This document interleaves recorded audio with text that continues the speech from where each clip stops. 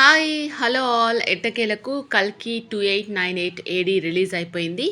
So, Nag Ashwin దర్శకత్వంలో ప్రపంచవ్యాప్తంగా తెరపైకొచ్చేసింది. ప్రభాస్, దీపికా పదుకొనె, అమితాబ్ బచ్చన్, కమల్ హాసన్‌తో సహా స్టార్ స్టడెడ్ లైనప్‌ను కలిగి ఉన్న ఈ చిత్రం మరెవ్వరికీ లేని సినిమాటిక్ అనుభవాన్నిస్తుంది.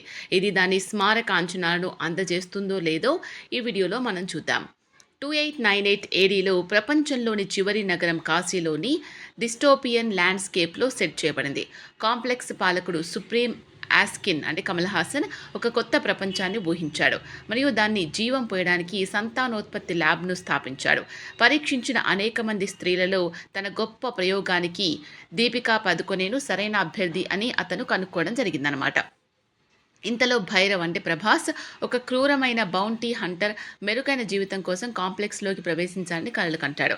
అదే సమయంలో ఆస్కిన్ బారి నుంచి సుమతిని రక్షించే లక్ష్యంతో సమస్యాత్మకమైన అశ్వత్థామ అంటే అమితాబ్ బచ్చన్ ఉద్భవిస్తాడు. సుమతి అనుగ్రహంతో నడిచే భైరవుడు అశ్వత్థామను ఎదుర్కోవడంతో భీకర ఘర్షణ ఏర్పడుతుంది. సుమతిని కాంప్లెక్స్కి అప్పగించడంలో భైరవ సక్సెస్ అవుతాడా? ఆమెను రక్షించడానికి అశ్వత్థామను ప్రేరేపించేది ఏంటి? అశ్వత్థామ మరియు భైరవ ఏ గత సంబంధాలు పంచుకున్నారు? మరియు ఆస్కిన్ తదుపరి ఎలాంటి కఠిన చర్యలు తీసుకుంటాడు? అసలు సుమతి ఎవరు? ఆమెకు రహస్యమైన రెబల్స్ ఆఫ్ శంబాలాతో సంబంధాలున్నాయా? ఈ విషయాలు తెలియాలంటే వెండితెర మీద చూడాల్సిందే. ఇక ఈ మూవీకి వచ్చేసి ప్లస్ పాయింట్స్ గురించి మాట్లాడుకున్నట్లయితే ప్రభాస్ మంచి స్వభావం, హాస్యం మరియు జిత్తులమారి వ్యక్తిత్వంతో భైరవగా ఈ మూవీలో మనకు కనిపించడం జరుగుతుంది. అతను ప్రధాన పాత్ర కోసం నాగ్ అశ్విన్ దృష్టిని నెయిల్ చేశాడని చెప్పుకోవచ్చు. ప్రభాస్ భైరవ పాత్రకు సరిగ్గా సరిపోతాడు మరియు డిజిటల్ సహచరుడు బుజ్జి తో అతని సన్నివేశాలు మంచిగా అనిపిస్తాయి. కథనంలో అంతర్భాగంగా కూడా ఉంటుందన్నమాట. ఇక లెజెండ్ అమితాబ్ బచ్చన్ అశ్వత్థామ పాత్ర కూడా చాలా సూపర్బ్గా ఉంటుంది. తన స్క్రీన్ ప్రెజెన్స్ ఎలక్ట్రికల్గా ఉంటుంది. ప్రభాస్, అమితాబ్ మధ్య సన్నివేశాలు చాలా అట్రాక్టివ్గా ఉంటాయి.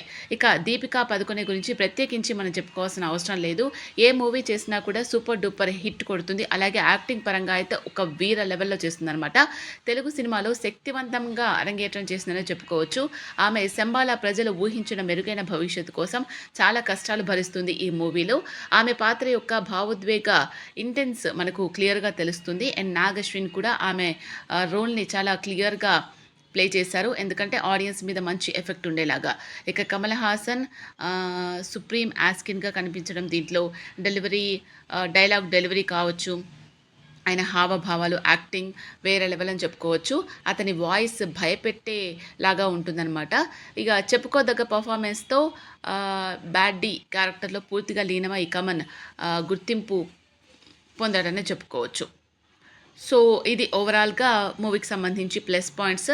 ఇంకా కొన్ని మైనస్ పాయింట్స్ కూడా ఉన్నాయి. సో కొంతమందికి అవి మేబీ నచ్చవచ్చు, కొంతమందికి నచ్చకపోవచ్చు. అయితే చూడని వాళ్ళు మాత్రం ఈ మూవీ కొంచెం చిన్నపిల్లల మూవీలాగా అనిపిస్తుంది. మొత్తం ఏఐ అలా యూస్ చేశారేమో అన్నట్టుగా ప్రభాస్ లుక్ అంతా కూడా కొంచెం డిఫరెంట్గా ఉంది మూవీలో, బయట ఇలా అనుకుంటూ ఉన్నారు. సో ఇవన్నీ కూడా క్లియర్గా మీకు క్లారిటీ రావాలి. మీ ఒపీనియన్స్ని బట్టి మీరు షేర్ చేసుకుంటాం అనుకున్నట్లయితే ఒకసారి థియేటర్కి వెళ్ళి మూవీ చూడండి. See and enjoy.